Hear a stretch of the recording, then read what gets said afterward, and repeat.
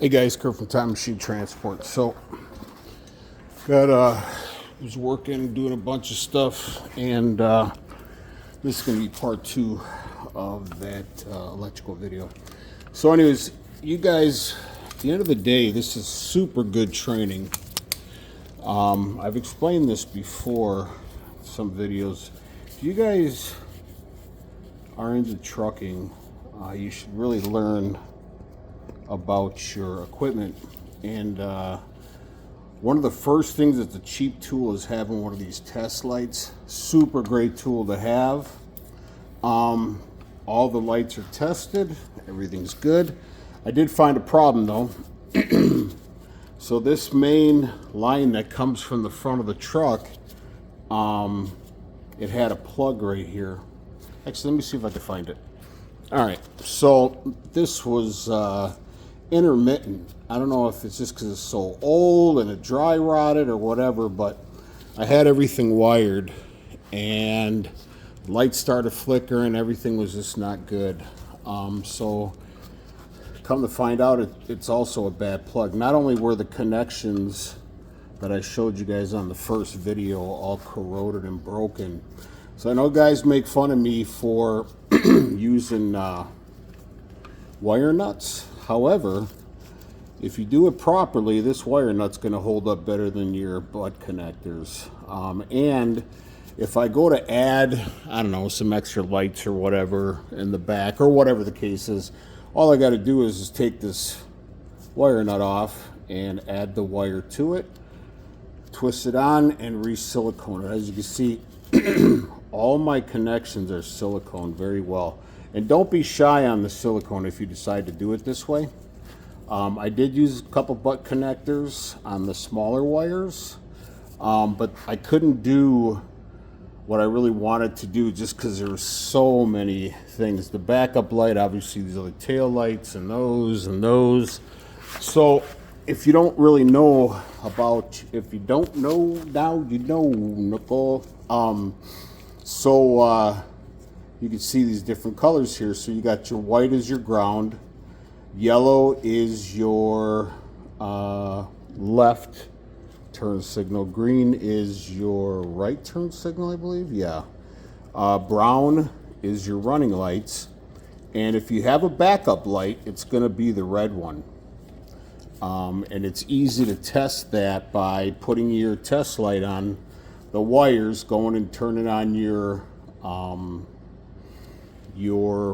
lights, and then putting, when you start your truck up, put it in reverse, turn the truck off, and you'll see the red light on this wire harness. And it should be the same for most trucks, if not all trucks. And then you just have to have a two-prong plug or a two-wire plug, one for the ground, and then red goes to red.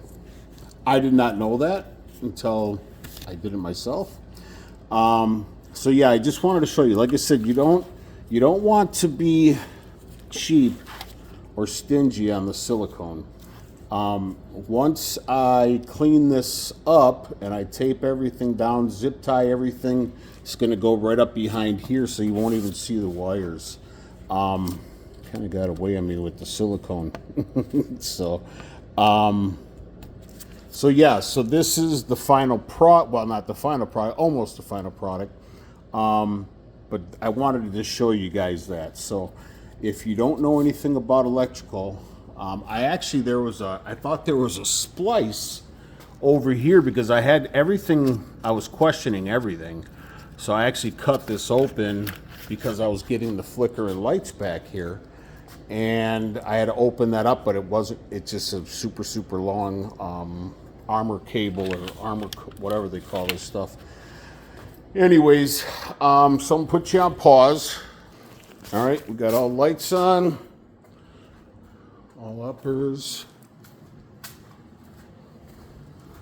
Excuse my dirty shop. I gotta detail this thing after I'm all done with this shit.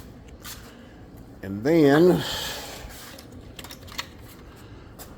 back here, and then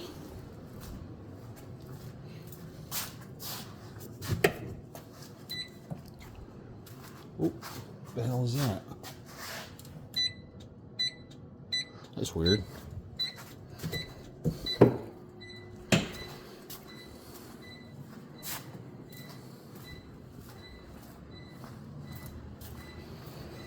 Like I said, if you learn how to do this stuff, you'll never be vulnerable to a shop, because a lot of shops, like I said, they will not even do electrical.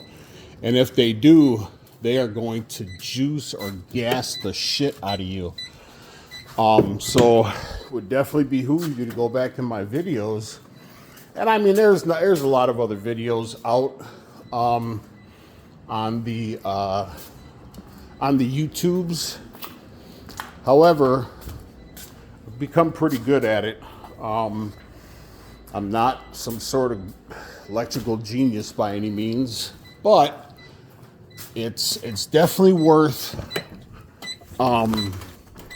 getting this stuff done on your own. So I'm gonna put you on pause. I'm gonna clean it up, and just have yourself some electrical tape, wire snippers, and a bunch of zip ties, and I'll get right back to you. All right, guys. So it only took a few minutes, but I gotta go ahead and start plugging these in, and then I'm gonna zip tie from the back side, and I'll come back to you. I don't know if I mentioned this or not, but when you come from the back side, so she said, and he said, don't have some slack on your individual plugs. You don't want them to be super tight. Either one, you'll stress out the connection, not the connection, but the plug. So try to give it enough room to play around in. All right. All right, guys. Final product. And a lot of people don't know this, but if you, all wires are all cleaned up, nice and purty. A lot of people don't know this, believe it or not, because I even do oil-based paint over the bolts and nuts. Even if you have silicone, as long as you get an oil-based product, it says oil-based there on the bottom, you can paint oil-based products with an oil-based paint. Believe it or not, a lot of people don't know that. I was really surprised. So if you do, you want to put, paint or whatever the case is all over your silicone areas, you can do that as long as it's an oil-based product. So anyways, I got to clean up, get the hell out of here. It's 8:30. I got the most patient wife on the planet. I love you, baby girl. Anyways, please like and subscribe to the channel. Ciao.